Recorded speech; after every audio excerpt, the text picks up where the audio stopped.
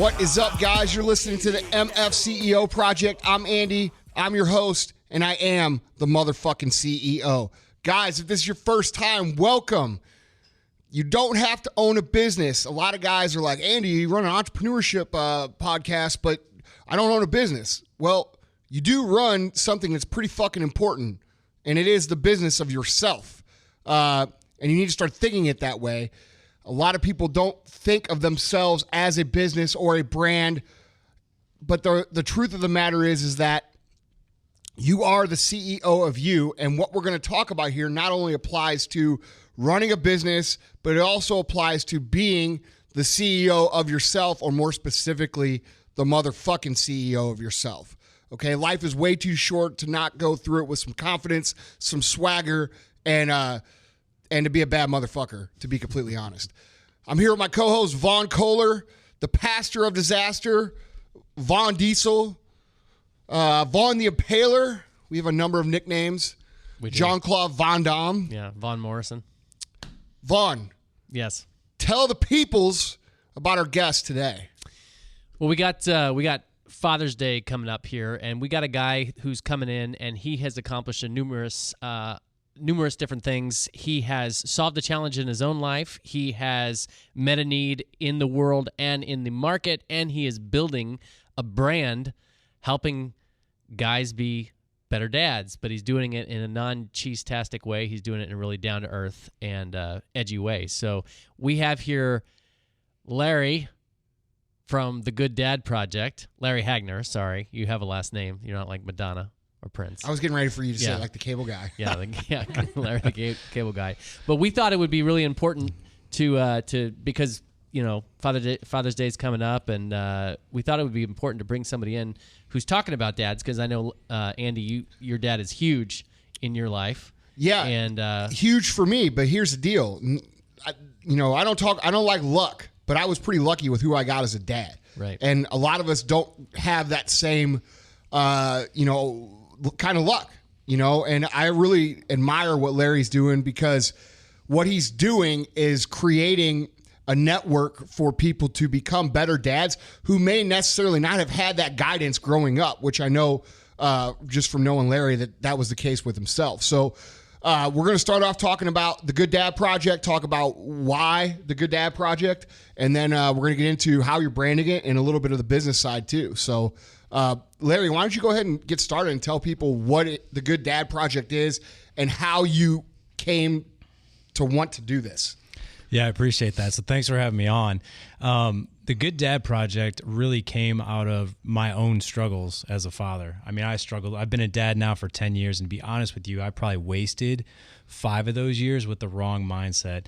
And the thing that I love about your brand and your show is you talk about being the MFCEO of your life.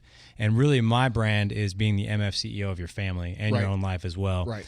But it really, my story, I grew up in a pretty chaotic environment. Everyone's got a story, and I don't share this story out of pity whatsoever, but my mom and biological father were married for a while, and then by the time I was 9 months old, they got divorced. I never saw him. My mom got remarried when I was 4.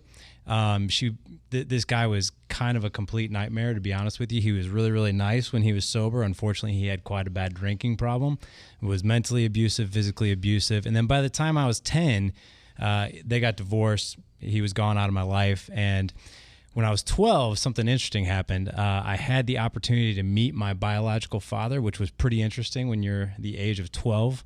And we had a relationship for probably a few months, and then unfortunately, that relationship fizzled out. So by the time I was 12, from a fatherly standpoint, I lost my biological father once, my stepfather, and then my biological father again. So at that point, I was kind of devastated. I didn't know it then, but I know it now. You weren't big on dads at that point. I was not. I was kind of actually done with dads, to be honest with you. And then from the time I was 12 until the time I was 30, my mom married a few more times, dated, always just this same guy, a toxic, some sort of addiction involved. And what I can tell you, I learned 2 things from my upbringing, and that is how devastating it is to not have a father in your life, but also how devastating it is to have a toxic father figure in your life. Oh, man. And then the last part of the story really is what happened 10 years ago. Two things happened. I became a father for the very first time, and I met my biological father again. I was actually in a coffee shop here in St. Louis. He came walking through the door, and I have to tell you, the amount of nervousness and awkwardness that comes with seeing your father after not seeing him for 20 years, and the last time you saw him, you parted ways. I'm happy to say that here we are 10 years later. It's got a good ending. We actually are pretty close now. We have a relationship, which is great. But what I can tell you is with my own fatherhood journey like I said, the first 5 years, I had a really tough time with fatherhood. I had zero work-life balance, zero patience, zero confidence. I like to use this analogy a lot on our own podcast, which is I got my degree in health and fitness and nutrition. So I can tell you anything you want to know about the body or exercise or anything like that. But when it came to being a father, it felt like going to work every day as an architect. Like I had no clue how to do it, and yet it's the most important job. Well, how do you know anything if you've never witnessed it? Right. You know what I mean? And like you said, I would just like to point this out. And if you're a father, you know this. If you're not a father and you're a young man or woman, you might not understand this about yourself yet. But most people end up where their parents are for a reason because that's what they've observed. And, you know, when you become a father or parent and you've grown up in a toxic environment or an absent environment, you behave as if that were the case. And that's just reality. That's why most people who grow up, their incomes are similar to their parents. The places they live are similar to their parents. Their standards for life are similar to their parents. And how the fuck are you supposed to know what to do with being a dad if you never had a dad? Exactly. I mean, and that's exactly where I was stuck. And just recognizing that, dude, is so huge. Thank you. You know what I mean? Yeah. But that's where I see so many guys, exactly that point that you just stated. I see so many guys in that rut. And the point where I was stuck was I knew exactly everything I didn't want to do. And I knew but I was stuck right in the middle, but I didn't know how to really tap into my greatness. You know, I didn't know how to get better at this. So what I did was I just 5 years ago, I decided to really just become a student of it and just learn as much as I could. And I don't call myself a fatherly expert by any means. I mean, I am literally learning this thing every single day. I've got 4 boys, four boys of my own. You know, I've got a 10-year-old, an 8-year-old, a 2-year-old, and a 3-month-old, and every day is totally different. Yeah. So when you have that kind of complexity and fatherhood literally changes every day, man, you've got to arm yourself with information. You've got to arm yourself and just be open to it, open to learning as much as you can about it. Dude, I just literally posted on my Facebook, like literally right before you came in here. I'm going to read it because it's so appropriate for what you just said. Most people never master anything in life because their egos are too big to let them be seen doing something they're bad at. Yeah. You know what I mean? That's what you're saying. And that's a really good point because no one, and especially with fathers. And I think that's one of the reasons maybe my podcast is so relatable because we are very human about it. Like I'll be the first to tell you how many times I've screwed up because it's every single day. Right. I definitely don't have this thing down, but that's the thing. If you share your story and all the mess ups, but what you've learned from it, that's what really relates the audience to what we're doing. Dude, and that goes for anything, man. It does. Like it goes for, it goes for business. I mean, dude, if you don't have that humility to be able to say, hey, I'm fucking learning every day. Like, dude, literally, and Vaughn, you know this, and Tyler, you know this.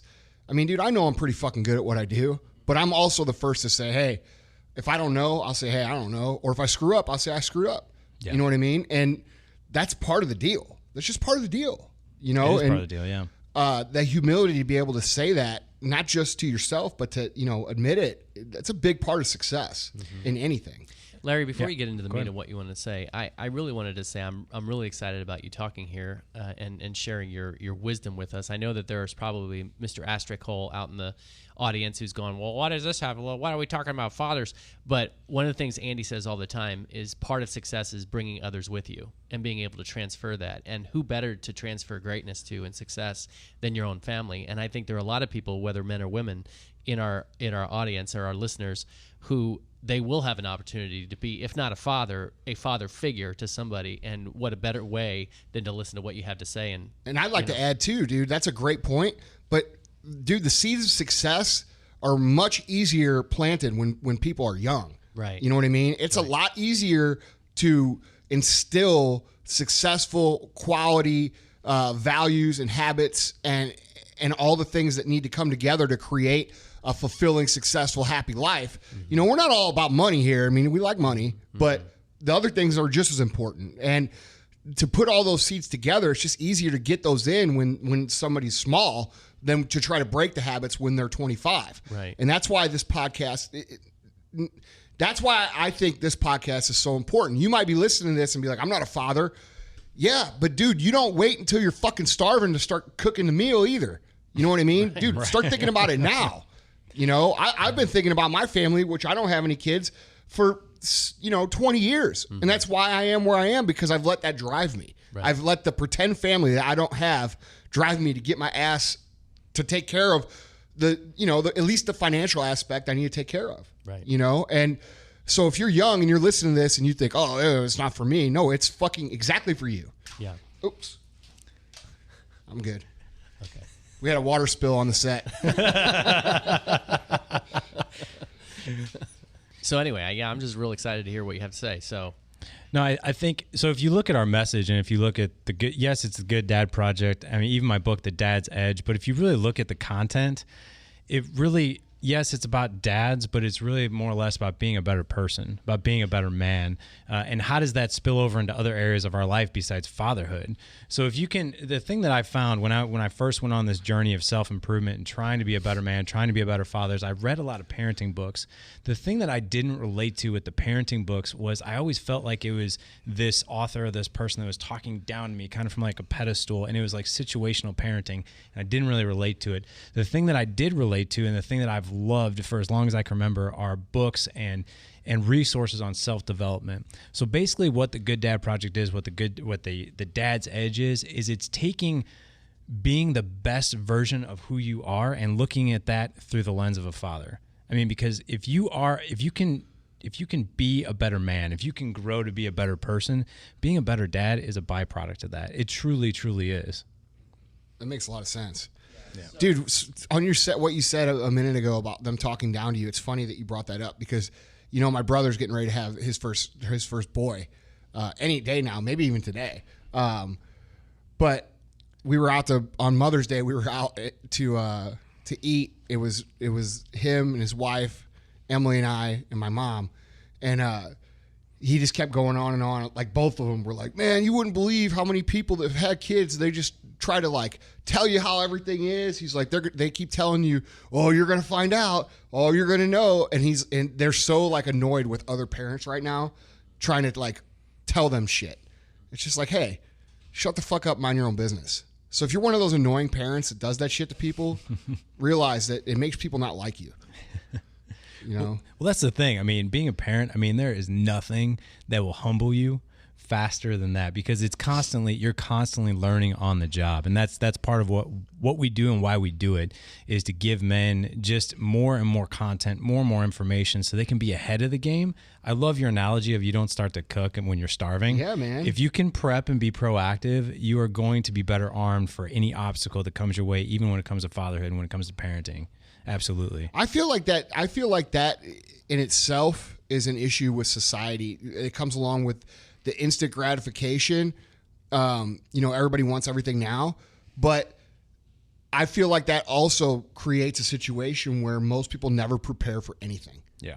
You know what I mean? Because they're always just thinking now, not just for the result, but they never prepare for anything big at all. Like they don't save, they don't think about, the consequences of any actions down the road. It's just society's in a weird spot. There's no advanced planning. Right. Yeah, at all. Yeah. Like at all. And it's like, people wait till they get like pregnant and then they're like, oh shit.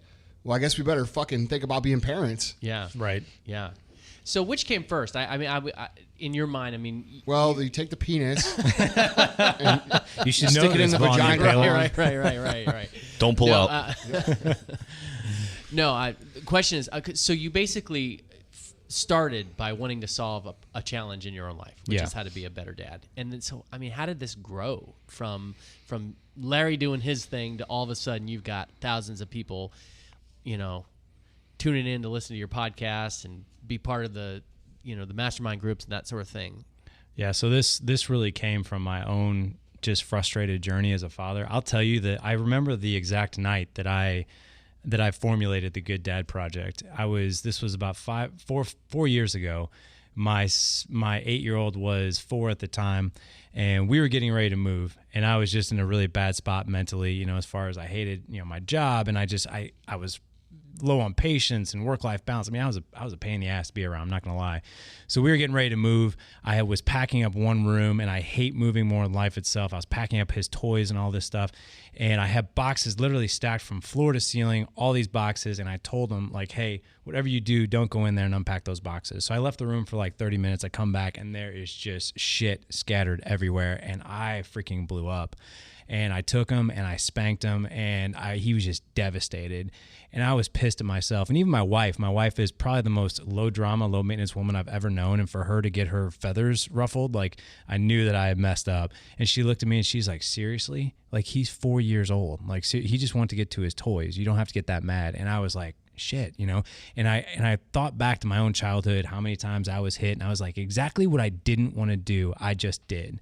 And I went to my computer, I went to my office, I was a little bit emotional, I'm sitting in front of my computer, and I went on Facebook, and I see this tab in the left-hand side, and it says create a page.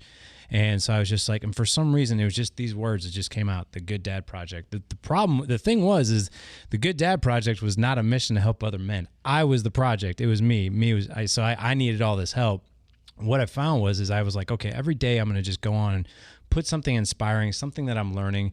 And the page really grew. And then we decided to start a blog. And then we decided to start a podcast. And then I wrote The Dad's Edge. And now it's just massive. We have thousands of guys. We have mastermind groups now, a best-selling book on Amazon. If you would have asked me 3 years ago if this is what it would have turned into, I would have told you were absolutely insane. But it is what it is today. And it's we're really helping men. I mean, it's been awesome. Yeah, I want to, because this is what I do. I want to dissect the business aspect of that for you guys, okay? You guys are always emailing in. You're always commenting the same fucking shit. How do I know what to do?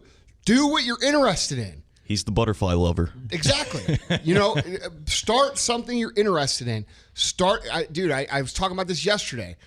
You got to know what your purpose is. You know, when I walk through the warehouse and I see thousands of boxes stacked up ready to go out, you know what? I don't see dollars.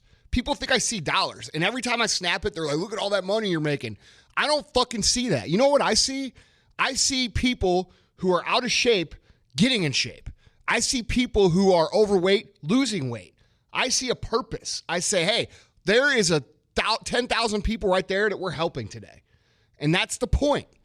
Okay? And you know, Larry didn't just say, hey, I want to start this business or this empire of good dad shit. He said, dude, this is what I'm interested in. I'm just going to do this. And I'm going to share my interest in this. And guess what? That authenticity and sharing that message turned into a business. Mm-hmm. So there's my 2 cents. The other thing you posted a couple weeks ago, too, was a meme that said something along the lines of... I don't post fucking memes, Vaughn. Sorry, whatever the term is. But I don't do that shit. That's for other Instagram. But you posted a saying that you said, which was basically having no other option is the best motivation or something like that. Yeah. And I think that was a meme. That was a meme, yes. Yeah.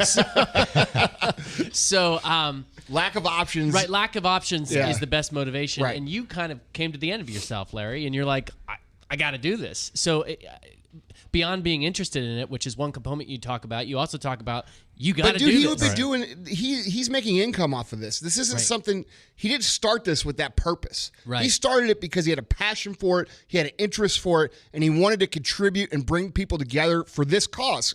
And dude, that's how businesses start. Businesses don't start by raising trillions of dollars and then having a brain tank or a think tank and come up with a fucking idea. Dude, you do what you're interested in. If you like lemonade, make the best fucking lemonade. You know what I'm saying? That's how businesses start.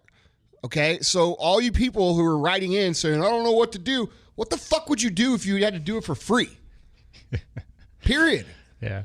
You know? So anyway, I just love that because it's such like a great it's such a great parallel and testimonial for what we talk about anyway. Mm-hmm. You know? So anyway. So he analyzes and I organize. So give me the to-do list. Like what was literally the first thing? So you created the Facebook group, the closed group, I assume it was. No, it was an open page. It was an open page. Okay. So what were the next key steps, the watershed moments? Well, I'm smiling over here because I'm very transparent with as far as like, hey, let me tell you how I've screwed up, and I don't know if it was a screw up or not, but I did not have any intent to grow this as a business. It was a hobby. It was just something that I loved to do. I mean, this is just something, I get chills talking about this stuff because I see how much it helps other people. But I was the worst businessman possible that you can possibly think of when I first launched this thing. So I did the Facebook group that was basically no overhead whatsoever. When I launched the website, and then I also hired an online coach just to help me launch a website because I had no clue how to do that. And then I started a podcast, and I'm like, holy crap, there's like overhead that goes with this. Like, I probably need to start doing something to generate revenue. Otherwise, this mission that I'm so passionate about, it's going to last 6 months and it's going to be done. At that point, a year and a half ago, I was doing speaking events, so that was generating some revenue. But when we launched the podcast, I was like, man, I need a sponsor. I need a sponsor if this is going to sustain. So I went out and I found a sponsor, and we got that done. The book has been a great stream of revenue. And now mastermind groups by far I host mastermind groups for men. And I got to tell you, that is it's the most fulfilling work that we do because I see the men who are involved in that and I see their lives change. But I can tell you, without a shadow of a doubt, for the first couple of years, I was a bad business person when it came to this because everybody is, man. Yeah. That's the thing. That's the thing, right? Nobody fucking rolls out of bed and is a fucking top level entrepreneur CEO. It just doesn't happen, and certain people are more adept to certain things, right? But every person can learn these skills, and you went out and taught yourself the skills the same way I did, and the fact that you did it with, like, I had guidance, you didn't have any guidance. Dude, to me, I think that's fucking super awesome, and but he had desire and drive. Dude, which is what you talk about all the time. And purpose. Yeah. And dude, when you have that purpose and that passion, people get so confused when people say, find your purpose, find your passion, because they're thinking, well, how am I going to make money? I'm worried about money. I got to pay my rent. I got to pay my bills. I got to do this. I got to do that. Look, man, you've got to put that shit aside in your brain for a minute and think about what you are passionate about, and it will turn into something, I think the mastermind group, it's such a testament to technology, because where in the history of time have we been able to connect with, let's say, how many people in your group? So we do groups of 10 right now. We have 4 groups of 10. So 40 people, okay, that are all interconnected, have the same interests, have the same desire to learn, have the same desire to get better, from all over the country or internationally probably. When could you have done that before now? It's amazing. And that goes along with our last podcast with Farak. This dude's technology, I don't know, man. Like, I don't know if I should feel amazed by this because it makes you feel old, but like, I'm still amazed by it. Yeah, I'm still amazed when I walk in the room and I flip the light on that it fucking comes on. Like, dude, like up and down like 50 times. And Emily's like, what the fuck's wrong with you? I'm like, this is cool. Did you see that? Yeah. Like, I don't know, man. Maybe I'm an old soul, but like, the thing is like, it's just, and that part of it, like being able to connect like that, is just so amazing, and it's just the opportunities are so unlimited. If you're listening right now, think about that, man. Like, really think about it. Yeah. Speaking of masterminds, Larry, I get DMs, I get emails flooded with or is it DM? Sorry, it's DMs. PM or DM. I don't know. Sorry. No, it's he's going down on the DM. Anyway, I get all these, this flood of people because I help between Kelsey and I. We field all the fan mail, and we're getting all this stuff for Andy to do a mastermind. So you got to convince Andy to do a mastermind. We talked about that. We talked a little bit about it. Yeah. Listen, I'm not even gonna get into it. We'll figure it out. All right.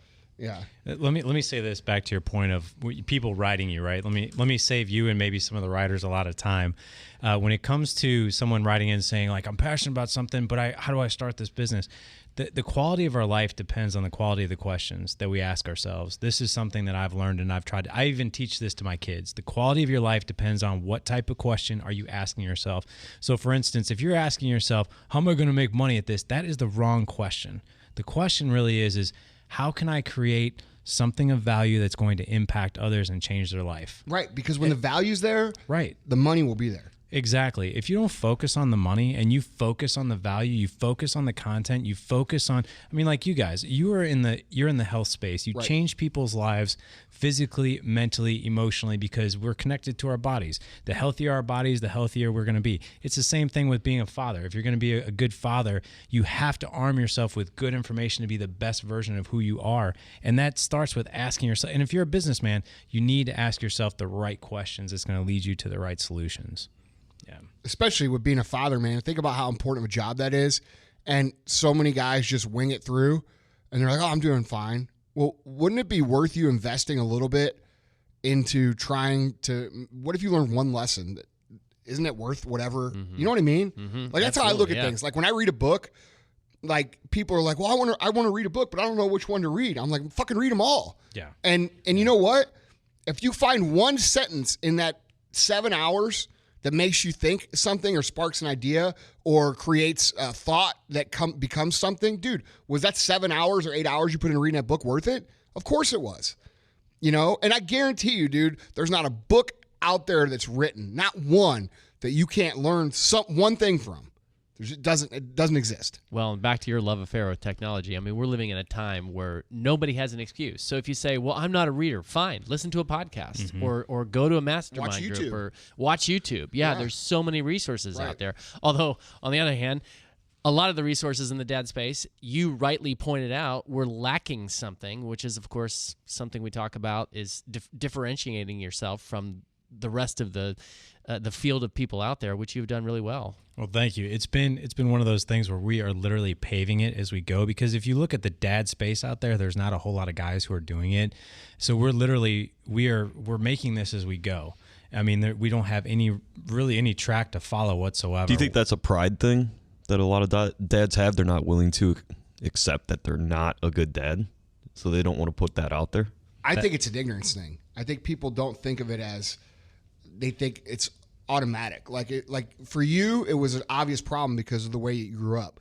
I think for most people, I think that they just think that it's natural to just keep going the way that things have been. They don't look to improve at things. I mean, what do you think? I'm right or wrong then? No, I think you're exactly right. And I think that that's an awesome comment, because that's what I have found over doing this now for the past several years, that is a very intimate thing to men, and we don't talk about it. We do not talk about this thing. So a lot of us, most men will live a life of quiet desperation. I mean, we've all heard that quote, and it is absolutely true, especially when it comes to fatherhood. It can be so incredibly humbling when you don't have the confidence. A lot of us feel very, very confident in the workplace. That's why we struggle a little bit with work-life balance, because we feel that validation, that confidence in the workplace, and then we come home and we basically kind of get our shit handed to us because we don't know how to handle our kids and our relationships and that kind of thing. I never thought about it that way. Yeah. It's very true. So yeah, it's kind of this best-kept secret, but when you have conversations with these guys, it's exactly what Tyler just said, which is they have a tough time with it, they struggle with it, but they're not going to openly tell you that. It's hard for them to even say it out loud themselves.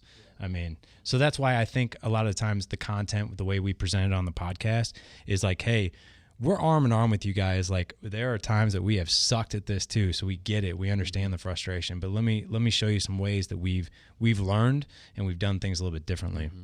I think another thing that's relevant is something you posted either today or yesterday, Andy, where you said that most people's attitude is just showing up.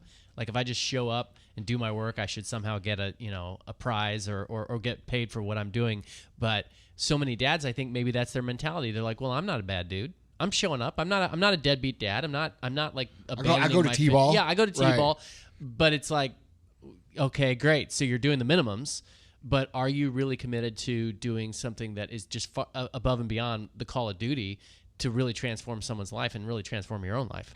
And that's the thing. I mean, most men do that, but they don't want to do that. If you really get to the core of what a father really, really wants, they don't want to be that. They don't want to be minimal, but they don't really necessarily know how to do everything you just described. So if you show a guy just some tweaks that they can make in their life, because most men, if you ask them, dude, I want to show up to this fatherhood thing and I want to do it with my hair on fire. Like, that's what I want to do. I want to look back on my fatherhood journey when I'm on my deathbed and go, you know what? I gave it every single thing I had and I didn't leave anything on the table. So, but a lot of men will go to their deathbed being like, man, coulda, woulda, shoulda. I should have done that a little bit differently, or maybe I should have done this a little bit differently. Maybe I should have done this more, and I didn't. And that's exactly what we're trying to avoid. Makes sense, man. So, tell us what worked in terms of the practical expansion of the brand, and then we'll get into, the talking points for how to kill it, not just as a dad, but in everything. So I think what I have learned, and I learned this the hard way. So the Good Dad Project, I technically kind of have two different brands under the Good Dad. I have the Good Dad Project, and I have the Dad's Edge. The Dad's Edge is the title of my book. But one of the things I've noticed is if you look at the Good Dad Project and what it was several years ago, or a couple years ago, it was a bit softer, maybe a bit more sensitive. And what I found is that men don't really relate to that. Men relate to grit, mental toughness, a little bit of, a lot of masculinity. So the Dad Edge, when I launched that book, I really understood that. So we changed up our podcast a little bit. We even changed our intros. I mean, now our logo is, we've got Spartans as our logo and that kind of thing. And men really respond to that. It's the same message. It really is the same message. You're just putting it on a platform that just makes it a little bit more receivable, and men think it's cool. So we respond to that a little bit better. Versus a Care Bear holding your kid's hand. Exactly. Or some PhD woman that is not a fucking dad. Right. Trying to tell you how to be a dad. Right. Get the fuck out of here. That's true. That's very true. Yeah, it's very true. Fluffy yeah. unicorns and all that. Yeah. So what caused everything to take off the most, though, in terms of the actual platform? I would say when I launched the Dad Edge book last September, that was a very raw book. I mean, it's a 100-page book, but it became an Amazon bestseller within 10 days. And I think the reason it did is because the way I wrote the book is I wrote it as if I was talking to my best friend. I wrote it as like, hey, I am not up here. I am with you in the trenches. Like, I get it. I struggled with this for 5 years. And to be honest with you, I sucked at it. So in order to, when you clear the air with a reader like that, they're like, okay, like, I got someone who's going to talk with me instead of down to me. That's why I think the book has really been received so well. And it was after the book that momentum started to just completely shift. Like, even in our podcast, I mean, our podcast guests, we've had Frankie Edgar, the professional UFC fighter. We've had Carlos Condit, UFC fighter. We've had Mark Devine, Eric Davis, Navy SEALs. I mean, and the coolest thing about the podcast is that when I get on the phone with these guys, I've never had to sell one person on coming on the show. I've never had to convince them. I mean, even like Frankie Edgar, who's high in demand, I told him what we were doing. He's like, awesome. How do I get on the show? And I was like, man, this is so cool. So basically my point is that men want to talk about this. They really want to talk about their own views, their own perspectives, and they want to talk. They want a platform to talk about it. People in general too will be the first in line to help if they know that your intentions are genuine. I think that we don't monetize at all, and because I don't have to. But the reality is, I've had a lot of guests that just want to be on because they fucking love the mission that we're on. You know what I mean? So when your mission is pure and you're it's not just about like trying to monetize and get followers and all this shit. You'd be surprised who will jump in and help paddle the boat. Some big names. I mean, we've had some big names jump in on ours for, dude, Gary Vee volunteered to be on. He's like, dude, could I be on your show? Yeah. That was fucking cool. Yeah, that's awesome. I'm like, are you? Yeah, of course. And Lewis. Yeah, and Lewis. I mean, dude, it's just. I think people recognize that the world we live in right now is pretty screwed up. Needs some help. Needs some help. Yeah. Yeah. And people recognize real, dude. Yeah. It's your mission's just got to be pure. It's another reason why that purpose and passion needs to be first and foremost in whatever you're doing. Mm-hmm. Well, I think that's why people receive your show so well, to be honest, because there is no fluff in it. It's very, very real. I mean, it's real life. It's raw. And that's what people really relate to is the realness of it. And, dude, I try to talk like I would talk to you if we were having beers. Right. And people are like, man, you curse. Well, that's what I do. Right. I don't. There's no strategy behind it. You're still getting people saying stuff to you about that? I mean, sometimes. Yeah. But if you get to the core of because I'm an avid listener of your show, if you get to the core of everything you guys talk about, it's to serve. It's to help people. Yeah. It's to help people get out of their own way, enjoy life. And one statement you said in the beginning of this show was, life is too short not to live with confidence. Yeah. And that's absolutely true. Yeah, you want to go through life being scared of everything and scared of every opportunity and afraid to go for the job you want, or afraid that you don't have the confidence to get that job, or go after the girl you want, or the man you want, or whatever it is the fuck you want. Like, dude, we were meant to come here and kick ass. and that's it. And people are so scared of themselves, and they think they need permission, or they need somebody to tell them it's okay, or somebody needs to believe in them. And the case is, you don't need any of that shit. You need to make a decision that I'm going to fucking do this and go make it happen. Nobody can really stop you. And the people who spend time trying to stop you are the same people that never get anywhere, because you only have so much energy in a day, and your energy success is just hard enough to where you have to put your energy in the positive way for yourself, as opposed to trying to hold someone else back. So, I mean, dude, you don't have to worry about somebody trying to hold you back, because they're just going to hold themselves back.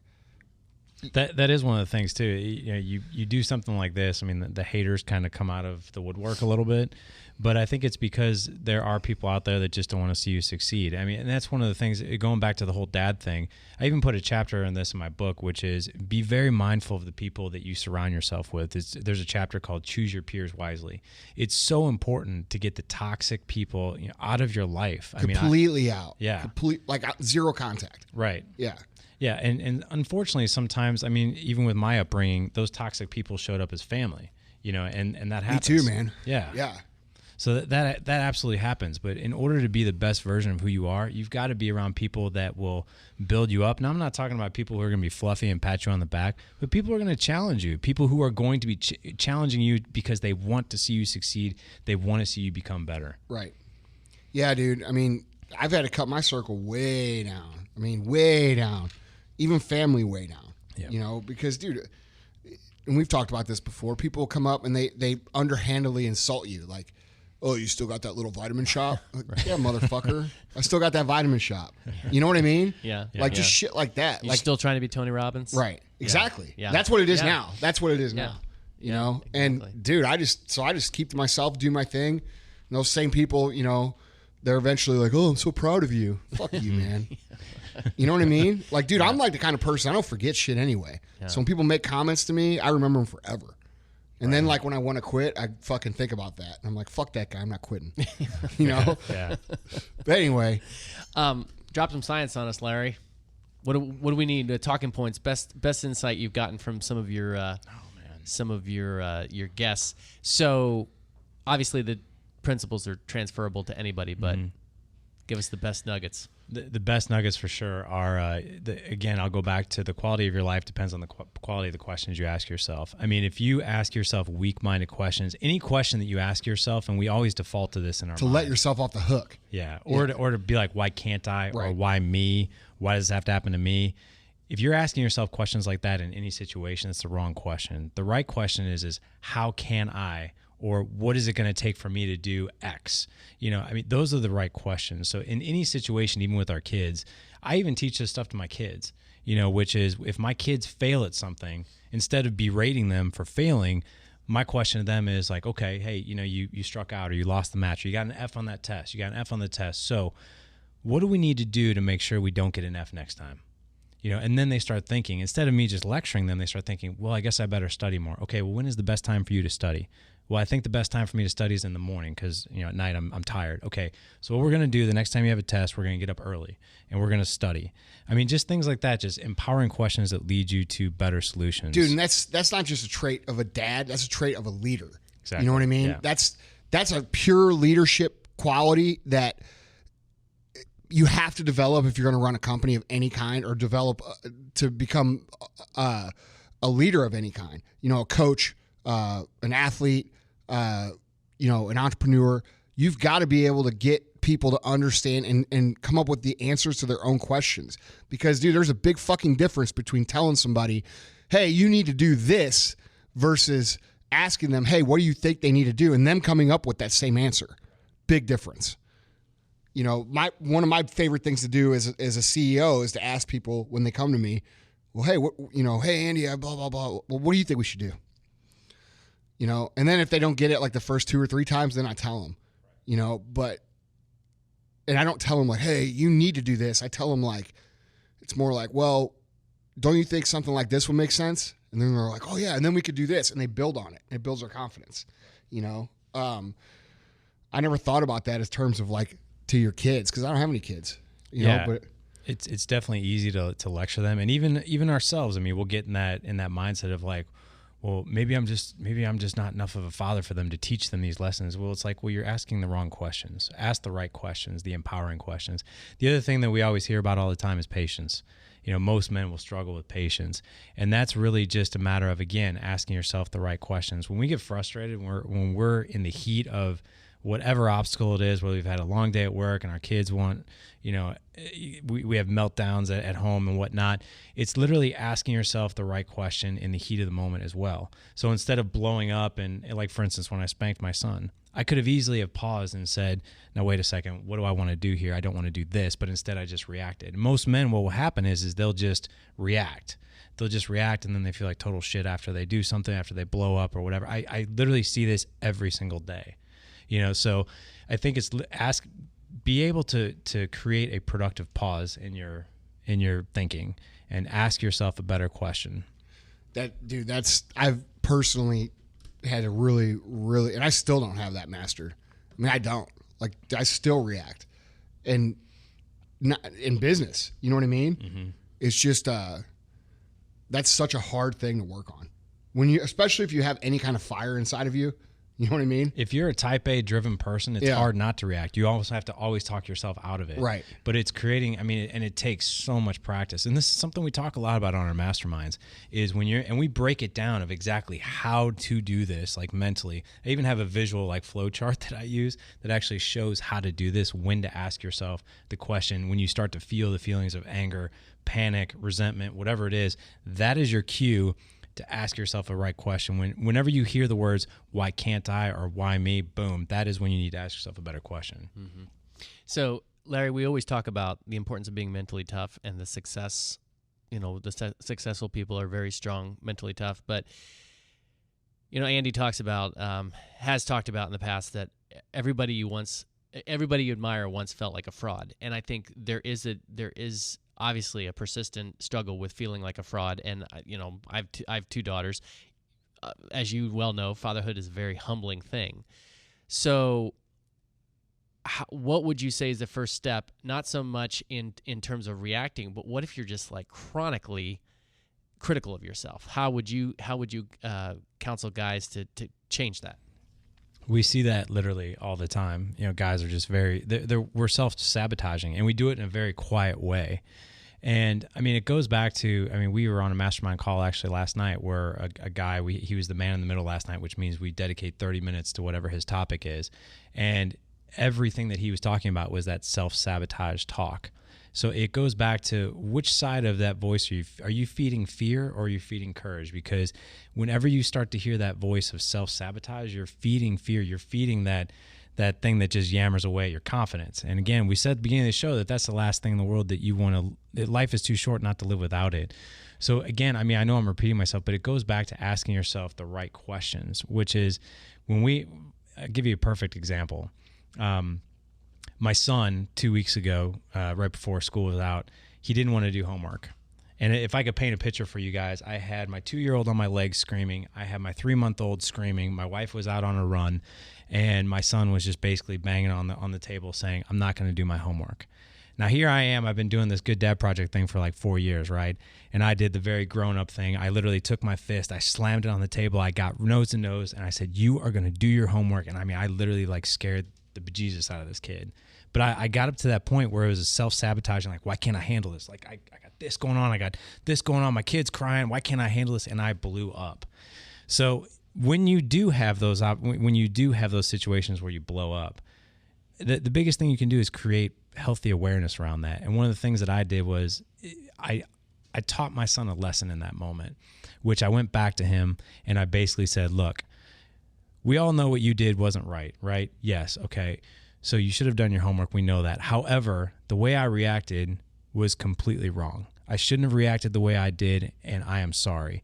So when you have like these self-sabotaging situations where you react and you have this knee-jerk reaction, it's not all that bad, because then you have an opportunity to go back and teach that kid a lesson on humility. Because there is a lesson to be learned there, absolutely. When we screw up, it's an opportunity to teach our kids, hey, we mess up too, but that's a great opportunity to teach them ownership, extreme ownership of your own mistakes. Not only that, they respect you more for that. They do. Yeah. Employees are the same way. Right. You know what I mean? Like if trust me, I've had a million times where I've blown the fuck up. You know what I mean? Like to the point where I was embarrassed about it. And every time I come back and be like, look, the reason I get so upset with you guys is because I fucking care. You know what I mean? And you own it. And dude, you know, that's how you build loyalty. You know what I mean? It just is. You know, there's a lot of people who run businesses or are in positions of leadership of any kind that can't admit when they make a mistake. And what you're doing there is creating resentment. Right. You know what I mean? Right. It's just owning your own. It's taking responsibility. It's extreme ownership, which is an awesome book, by the way. It is an awesome book. I just got done reading that, but it's a great opportunity to teach that. Guys, we don't want to run out of time before we tell you that Larry's website is thegooddadproject.com, and his book is The Dad's Edge, which you can purchase actually at the website. Facebook. Do you have a Facebook? Yeah, we do. So if you go, it's actually gooddadproject.com. If you go to actually any of our podcast episodes, if you go to, you can click on one of the podcast episodes in the resources at the bottom. The podcast episodes are on the gooddadproject.com. Yeah. If you go to gooddadproject.com/podcast, that's where all of our podcasts are. Mm-hmm. We actually have a link right to our Facebook. We have a closed Facebook group, which we have about 1,600 guys. I mean, it grows by 100 almost every single week. We just started not too long ago, but that's a great resource because it's basically a forum, and we have 1,600 guys in that group that with their hair on fire that just want to be better fathers. They ask questions, they have concerns, and it's just a great way to interact with all these different. I think you're actually even on that group. Yeah, sure. Yeah, I'm a lurker. Yeah, you are. I just take in all the stuff. You're a reader. I am a reader. Yeah. So, and your Instagram account is at. It's just the Good Dad Project. Yeah. Right. And then Twitter is the Good Dad Project. And you can't buy my book from my site, but it is on Amazon. And actually, it should be by the time this show airs, I should have the audiobook available. I just approved that. So we have awesome. Dad's on the go, man. They're busy. They don't have time to read. So guys, Larry is doing a really good thing, and it's really high quality. So I really encourage you. I've read the book. It's a fantastic book. It's really down to earth. It's very practical and helpful. And there's a chapter in which we don't have time to go into this right now, but Larry and his wife experienced just a heartbreaking, soul-wrenching experience, and Larry talks about that in the book, and that chapter alone is worth the price of the entire book and more, because it will help you to overcome the adversity that you face in your life, no matter what it is. And if I could make one comment on that, as we're recording this actual episode, today would have been his 2-year-old birthday. Yeah. So yeah, it was. Today's a good, but we celebrate this day like my kids. We're gonna go home. We're gonna have a cake, and so we make it a good day, not a bad day. Yeah. And what was his name? Gabriel. Yeah. So guys, read the book. It's a powerful piece of literature. So, guys, I'd like to add too. I know we have a lot of guys listening and a lot of girls listening that aren't parents yet. These principles, just like the entrepreneurship principles, can apply to your life. These principles of being a good dad can apply to you being a good leader. So it's worth checking into. It's worth reading, and it's worth getting into now. Like I said, before you actually need it. I don't know. I just can't.